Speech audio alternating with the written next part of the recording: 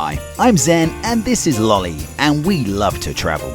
And this time we're in New York at Christmas, the ultimate destination for the most wonderful time of the year, and bringing two of our friends along for the ride too, where we experience the festive magic and wonder of the city, along with the crowds, the culture and the amazing things you can do there. In this video we'll give you ideas on where to go, hidden gems and things to avoid, and most importantly we'll give you a real sense of what New York has to offer at this time of year. This is our story. New York at Christmas is a magical place where movies like Home Alone 2 and Miracle on 34th Street have helped engrave what a New York Christmas should look and feel like, and where thousands of tourists descend each year eager to capture some of that magic and spirit of this incredible city. But with that, it also means crowds and lots of them, so you'll want to plan your trip carefully and make a few tactical decisions to get the most out of your trip. Yeah, should we have a look, see what it says? First and foremost is accommodation and location, and while Midtown might be perfect for some of the main attractions, it's also the busiest part of the city, and why we personally always love staying in some of the more chilled, less busier parts of the city, such as Greenwich, Meatpacking District or Tribeca, that offer a plethora of cool bars, restaurants and attractions without the masses at your door, which leads us to the Roxy Hotel. The Roxy Hotel is a vibrant Art Deco inspired sanctuary, formerly known as the Tribeca Grand, and nestled in the heart of this cool and trendy part of town, renowned for its cast iron buildings and red brick warehouses, which are all now converted into trendy lofts and luxury residences where many celebs reside. Walk into the hotel and you're instantly greeted by a warm and lively ambience. The reception staff welcome you with open arms and a glass of Prosecco awaits. Step beyond the reception area and the super cool bar and lounge takes centre stage, with classic cocktails and contemporary vibes awaiting, while live jazz plays throughout the day and evening. It's worth noting that the music never interferes or overwhelms your conversations, and only enriches the general tone and vibe of the hotel, making it perfect for a night out with friends or a cozy evening for two. Head downstairs and the vibe continues. The Django is the Roxy's intimate jazz club that transports you back in time to a bygone era, echoing the speakeasy area of the 1930s. Here you'll find more live performances from some of the city's best jazz musicians in a truly unique setting. Waiters are aplenty to take your order on the food and drinks front. Just make sure you book in advance, as it gets busy the closer you get to the weekend.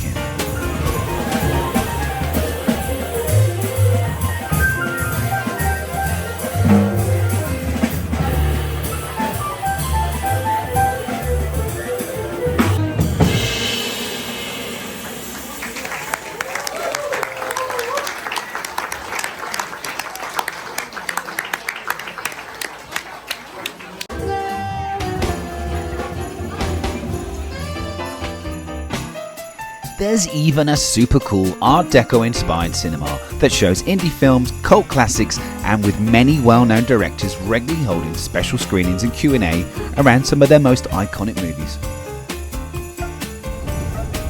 Head upstairs and the rooms wrap around the main atrium, so you're never too far away from the action, although not too close if you need a break from all that jazz and Christmas merriment.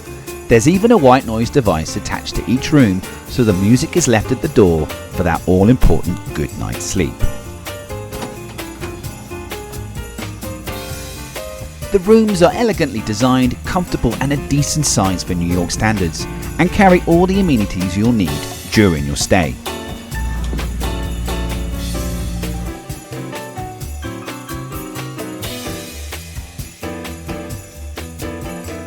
Step outside and the city awaits, and if you're a film buff like us, then one of the first things you should check out is the Ghostbusters building, which is one street away from the Roxy. Immortalised from the classic 1984 movie, this iconic building is still a fully operational fire station, so don't expect a museum or exhibition, but you can still take some great pictures from outside the front with that famous symbol in full view. And for us, there's nothing better than wandering the streets of Lower Manhattan and working our way through up Greenwich Village and Chelsea before walking the High Line up to Midtown. Although making a cheeky pit stop or two along the way, of course, to ease those weary legs and fuel up for the next part of the adventure. Once an abandoned railway track, today it's a vibrant public space that stretches just under 2 miles through Manhattan's west side, blending nature, beautiful architecture and incredible views of the city. The High Line begins at Gansevoort Street in the Meatpacking district and runs all the way up to 34th Street. The walk takes you through the heart of Chelsea, passing by Chelsea Market and the Whitney Museum, and then it's on to Hudson Yards.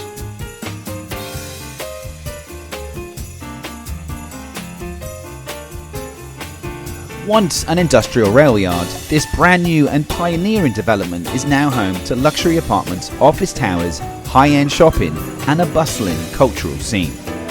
And at the heart of the complex is the Vessel, a spiral staircase structure that offers panoramic views of the surrounding area, and just a few steps away from the Edge, the highest outdoor sky deck in the Western Hemisphere. As with most New York experiences, there's a queue to manage first, although the Edge makes it fun and engaging as you walk through immersive walkways before entering the equally immersive lift, and in just under 60 seconds, visitors are transported to the 100th floor, where the city skyline opens up before your eyes. What awaits is a unique viewing platform unlike any other, with unobstructed views which effectively hovers over the city below. And for those brave enough, a glass floor reveals the city in a whole new way.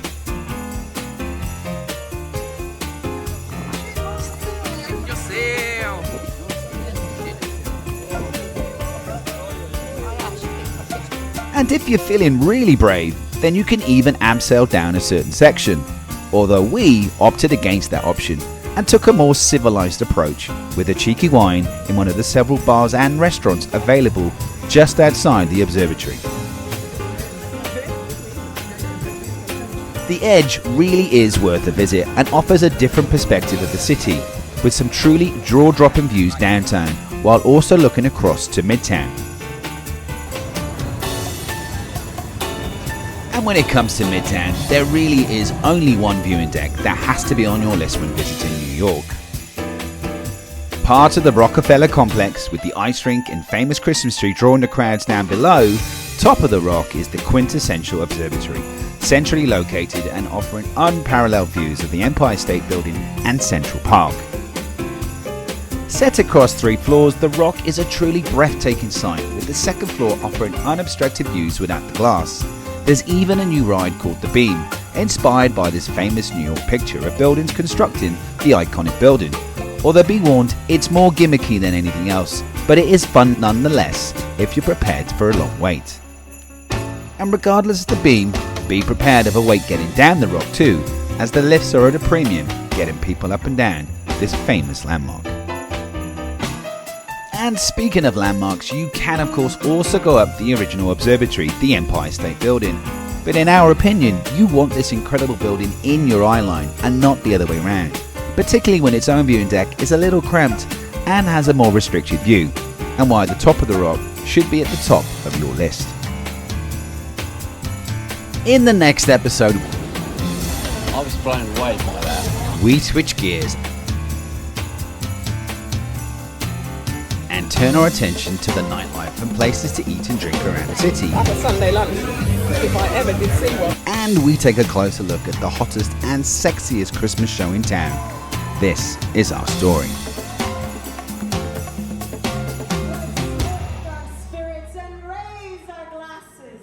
And if you like what you see, make sure you hit the like and subscribe button, and we'll continue to do our best to entertain and inform on our travels around the globe.